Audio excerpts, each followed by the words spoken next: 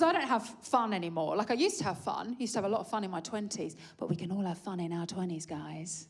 Can't we, when gravity is merely a theory? When our hopes are as high as our titties.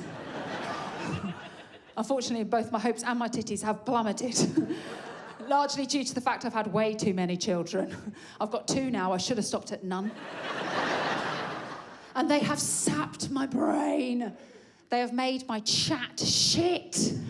Do you ever find yourself saying a sentence that is so boring? You are like the conversational equivalent of an episode of Countryfile. Do you know what I found myself saying the other day? Well, unless your air fryer's got 2 drawers, what's the point? Oh my God! So boring. So boring. And I think the problem is, even when I have the chance to have fun, I don't seem to be able to take it. Like, a few weeks ago, I had a rare day off, right? So what did I do with it? Did I go for a boozy lunch with friends? Did I go on a shopping spree? I took myself for a cheeky little mammogram. Whoa. Nothing says girl about town like a Nork X-ray, does it? It was my first experience of a mammogram, actually. So, first of all, you go into a room that appears to have the aircon set to Arctic. Then you take your top off, right? And then a radiographer appears who seems to have calippos for fingers. And then she gets your banger and she squishes it between 2 Perspex plates until it is so flat. You end up looking at your tit puddle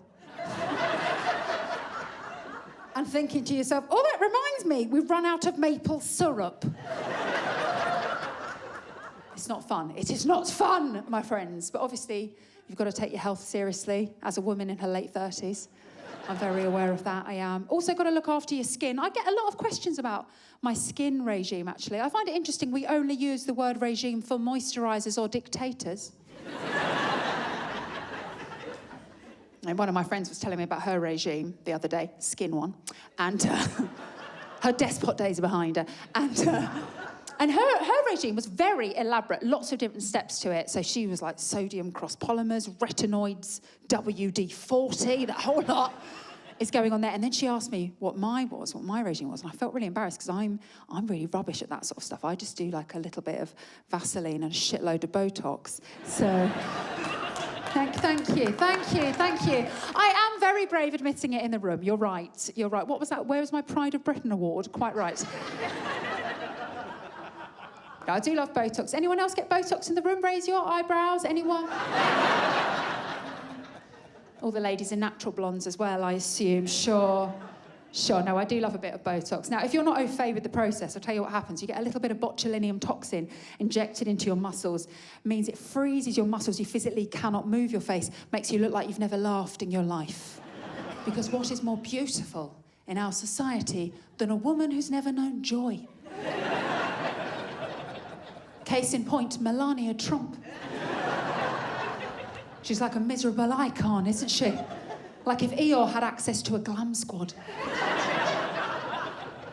I don't want to do anything too weird, because some of my friends, man, they're doing some weird stuff. Have you heard about that new facial you can get where you get salmon sperm injected into your face?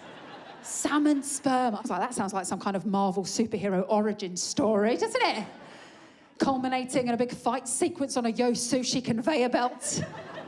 Do you know what I mean? I do not want sperm on my face. Anymore. So...